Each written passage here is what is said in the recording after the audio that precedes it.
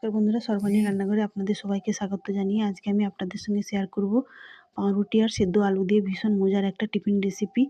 এই টিফিনটা যে কেউ খুব সহজভাবে সকালে বিকালে জলখাবারে, তাছাড়া বাচ্চার স্কুলের টিফিনের জন্য ঝটপট বানিয়ে নিতে পারবেন। খেতে ভীষণ সুস্বাদু হবে। আশা করি ছোট বড় আপনাদের সবারই ভীষণ ভালো লাগবে। আর ভালো লাগলে অবশ্যই একটা লাইক দিয়ে আমার চ্যানেলটিকে সাবস্ক্রাইব করে আমার পাশে থাকবেন। তাহলে চলুন বন্ধুরা, দেরি না করে এই টিফিন রেসিপিটা দেখে নেওয়া যাক। তো এখানে টিফিনটা বানানোর জন্য প্রথমে আমি আলুর পুর বানিয়ে নেবো। সেই জন্য আগে থেকে একটা বড় সাইজের আলুকে সেদ্ধ করে নিয়েছিলাম। এবার হাত দিয়ে মেখে নেবো। তো বন্ধুরা, আমি একবারে মসৃণ করে মাখবো না, রাফ করে এভাবে মেখে নিয়েছি। তো এদিকে একটা গ্যাস অন করে কড়াই বসিয়ে দিয়েছি। এবার ওই দিয়ে তার মধ্যে দিয়ে দিয়েছি সর্ষের তেল। এবার ওর মধ্যে দিয়ে দিলাম সামান্য গোটা জিরে। এবার জিরেটাকে হালকা করে ভেজে নেব। এবার এর মধ্যে দেওয়ার জন্য নিয়েছি 3টে কাঁচা লঙ্কা কুচি, হাফ চা চামচ রসুন কুচি, হাফ চা চামচ আদা কুচি। সব কিছুই তেলের মধ্যে দিয়ে আবারও নেড়ে চেড়ে নেবো প্রায় মিনিট খানেকের মতো। তো এই মিনিট খানেক নেড়ে চেড়ে নিলে আদা রসুনের কাঁচা গন্ধটাও চলে যাবে। তো এইভাবে ভেজে নেওয়ার পর এর মধ্যে দিয়ে দেবো একটা বড় সাইজের পেঁয়াজ। পেঁয়াজটাকে আমি আগে থেকে কুচিয়ে নিয়েছিলাম। এবার পেঁয়াজটা দিয়েও আমি আবারও নেড়ে চেড়ে নেব।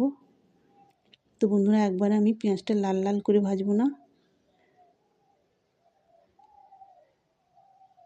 তো এই পেঁয়াজটা দিয়েও আমি প্রায় 1.5 থেকে 2 মিনিটের মতো ভেজে নিয়েছি। এবারেই মধ্যে দিয়ে দেবো আমি একটা মাঝারি সাইজের গাজর। গাজরটাকে আমি আগে থেকে গ্রেট করে নিয়েছিলাম। এবার এই গাজরটা দিয়েও আবারও আমি নেড়ে চেড়ে নেব। এবার আমি এর মধ্যে দিয়ে দিচ্ছি স্বাদ মতো লবণ। লবণটা দিয়ে আমি আবারও নেড়ে চেড়ে ঢেকে দেবো 2 মিনিটের জন্য। আর আঁচটাকে লো টু মিডিয়ামে রেখে তো 2 মিনিট পরে ঢাকাটা খুলে নিয়ে আবারও নেড়ে চেড়ে নিলাম। তো এবার আমি এর মধ্যে দিয়ে দেবো কিছু শুকনো মশলা। দিয়ে দিলাম 1 চা চামচ গুঁড়ো মশলা। এর মধ্যে রয়েছে জিরে, মৌরি, ধনে, চন্দনী আর গরম মশলার গুঁড়ো। আর দিয়ে দিলাম সামান্য হলুদের গুঁড়ো আর সামান্য লাল লঙ্কার গুঁড়ো। মশলাগুলো যেহেতু শুকনো, তাই সামান্য জল দিয়ে ভালো করে বন্ধুরা কষিয়ে নিলাম। তো এইভাবে কষিয়ে নেওয়ার পর এর মধ্যে দিয়ে দেবো মেখে রাখা সেদ্ধ আলু। সেদ্ধ আলুটা দেওয়ার জন্য আবারও আমি লবণ দিয়ে দিলাম স্বাদ মতো। আর দিয়ে দিচ্ছি গরম মশলার গুঁড়ো। এবার সব কিছু আলুর সঙ্গে ভালো করে মিশিয়ে নিয়ে পুরটা রেডি করে নেব। তো বন্ধুরা, পুরটা রেডি হয়ে গেছে, এবার নামিয়ে নেব। এদিকে একটা ব্যাটার বানাবো, সেই জন্য আমি একটা বড় মিক্সিং বোলের মধ্যে নিয়ে নিচ্ছি 3 টেবিল চামচ পরিমাণে কর্নফ্লাওয়ার। আর দেবো একটা ডিম, দেবো স্বাদ মতো লবণ।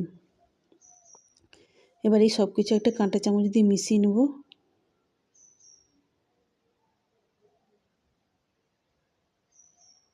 তো এইভাবে মিশিয়ে নেওয়ার পর আমি এই ব্যাটারটাকে আরও বেশি পাতলা করব, সেই জন্য এর মধ্যে দিয়ে দেবো জল।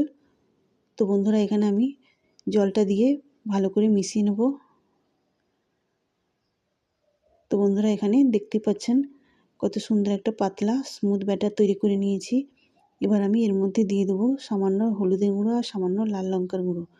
হলুদ আর লঙ্কাটাও আমি ওই ব্যাটারের সঙ্গে ভালো করে মিশিয়ে নেব। তো এই ব্যাটারটা বানাতে আমি আবারও 3 টেবিল চামচ পরিমাণ জল দিয়েছিলাম। তো এখানে দেখতে পাচ্ছেন পাতলা স্মুথ ব্যাটারটা তৈরি করে নিয়েছি। এদিকে টিফিনটা বানানোর জন্য এরকম স্লাইস রুটি নিয়েছি। এবার একটা রুটির পিস হাতের মধ্যে নিয়ে একটা চামচ দিয়ে আলুর পুরটা এইভাবে আমি উপরে দিয়ে দেবো। তো এইভাবে উপরটাতে আমি চারদিকটাই চাড়িয়ে দেবো। তো এইভাবে পুরটা দেওয়ার পর এর উপরে আমি আবারও একটা রুটির পিস দিয়ে দেবো। দিয়ে 2 হাত দিয়ে ভালো করে চেপে দেবো। এবার এই রুটির পিসটাকে আমি সমান 2 ভাগ করে কেটে নেব। তো বন্ধুরা, আপনারা চাইলে কোনাকুনিও কেটে নিতে পারেন। তো বন্ধুরা, এখানে আমার একটা সেট তৈরি করা হয়ে গেছে। একই রকমভাবে আমি বাকি সেটগুলোও তৈরি করে নেব। তো বন্ধুরা, এখানে আমি 6 পিস রুটি দিয়ে এভাবে পুর ভরে নিয়েছি। এবার এগুলোকে ভেজে নেব। এবার প্রত্যেকটা পিস এই ব্যাটারে ডুবিয়ে আমি গরম তেলের মধ্যে দিয়ে দেবো।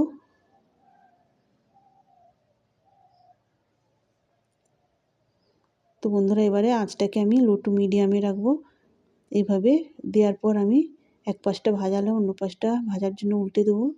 তবে উল্টোবার সময় অবশ্যই দুটো সাপোর্ট দিয়ে উল্টাতে হবে, নাহলে কিন্তু অসুবিধা হবে। তো এইভাবে আমি উল্টে পুল্টে চারদিকটাই ভেজে নেব।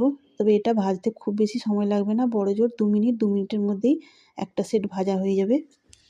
তাহলে বন্ধুরা দেখতেই পেলেন কত সহজে এত সুন্দর আর লোভনীয় রেসিপিটা বানানো হয়ে গেল। তাহলে বন্ধুরা বাড়িতে অবশ্যই এইরকম টিফিনটা বানিয়ে সবাইকে খাবেন, আর সবার কেমন লাগলো অবশ্যই কমেন্ট করতে ভুলবেন না।